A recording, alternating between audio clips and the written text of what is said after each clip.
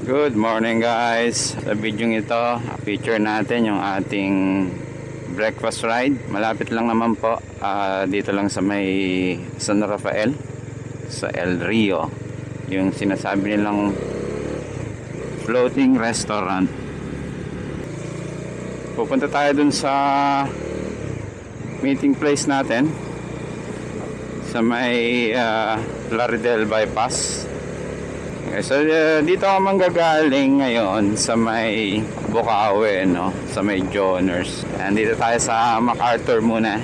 Lalabas tayo ng NLEX sa may Turo. Doon kasi binabasa yung RFID natin. Dito sa Arena, hindi eh. Okay, on the way na rin yun sa nating kasamahan. So doon na lang kami mag-meet. Dudumihan na naman si Domeng, pero ganun talaga, lalo ngayong tag-ulan, maputik talaga. Okay, sana lang wag umulan para ma-enjoy natin ang ating rides ngayong umaga. Siguro makakabuti din kahit papano na kung malambot man yung ating gulong, wag lang masyadong malambot, kasi kapag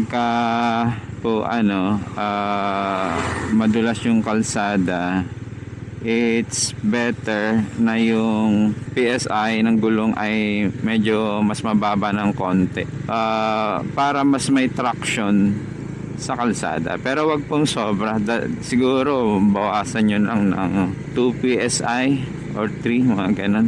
Max na siguro yung 3, just for added traction, kasi yun nga, basa yung kalsada, madulas. Yung stock tire pa naman ng Dominar ay medyo hindi ganun kakapit, kaya mas maganda kung bawas ng konti ang inyong PSI. Ito binabasa naman. Sana basahin ka. Basahin ka. Ayan. Ayan, so ngayong umaga tayo may short ride, short breakfast ride sa El Rio. Ayan, meron tayong kasabay na kamotor. Kasi ngayong araw na to, projected na ang forecast ay hindi uulan, or hindi naman sa hindi uulan, very low yung chance na umulan daw. Ewan natin kung totoo. Forecast lang naman yan. Lahat na tayo lumabas ng NLEX dahil sa bypass tayo dadaan ng Plaridel. Ayan. So sa El Rio tayo, San Rafael. Nakita kasi natin yun sa isang vlog sa YouTube. Maganda daw. Try nating bisitahin ngayon. Sana lang bukas, pero malamang bukas naman yun. Balagtas exit. Malapit na tayo dun sa first meet up place. Breakfast lang. Dalawa breakfast na. Okay, dito na tayo. Ayun na yung McDo. Ikot lang tayo.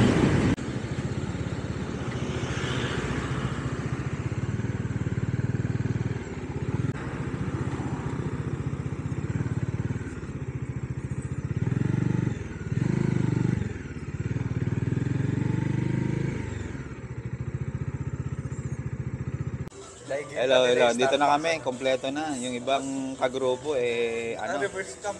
Ha? Okay lang yan. Okay lang yan. Oo. Pupunta kami ng El Rio.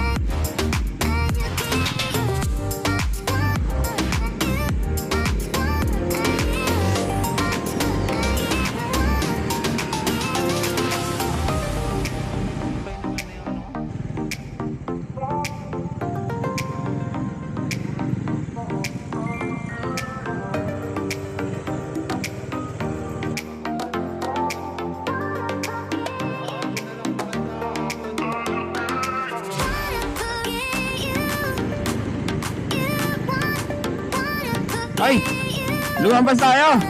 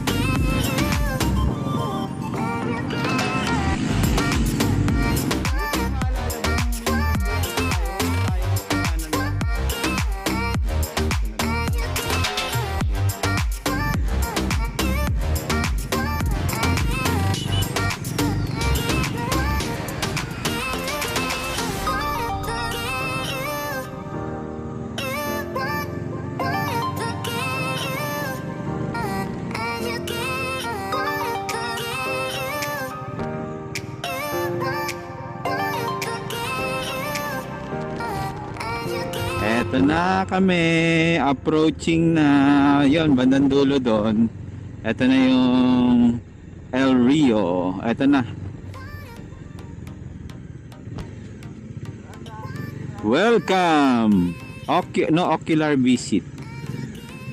Eto yun, di ba? Let's go! Eto.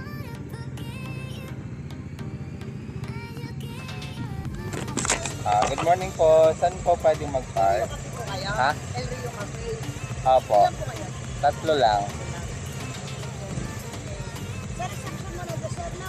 Ha? Reception po. Dadalhin mo na reception. Kasi muna tayo sa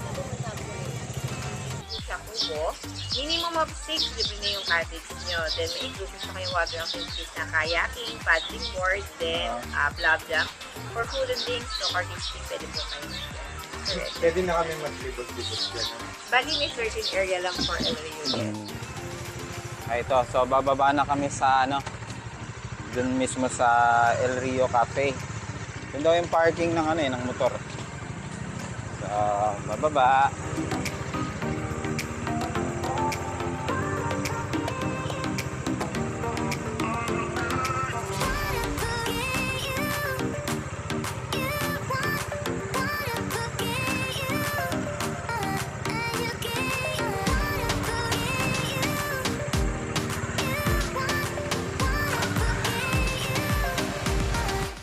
Okay, so nandito na kami sa El Rio. So papunta kami ngayon sa El Rio Cafe. Ito. Ayan. Uy, may hanging bridge, pre. Okay.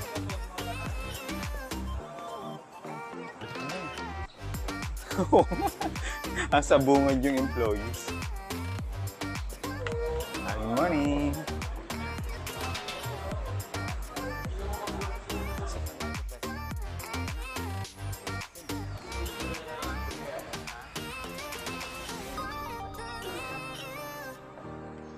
Right, so ito ngayon yung El Rio Cafe.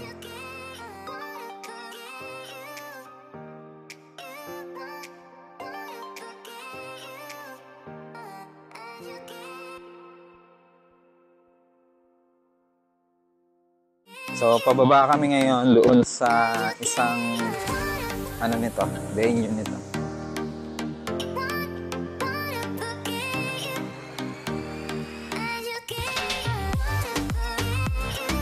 Ayan, may nagbo-boat and kayak. Boat and kayak.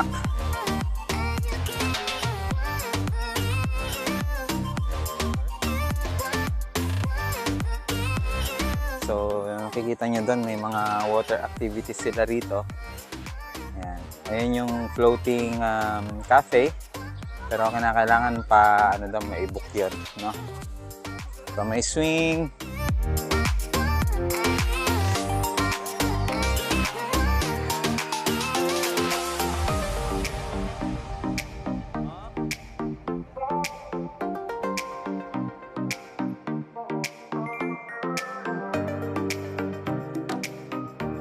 And so, tapos na ang aming breakfast ride.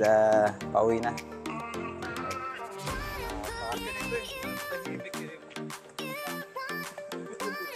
Ito yung no?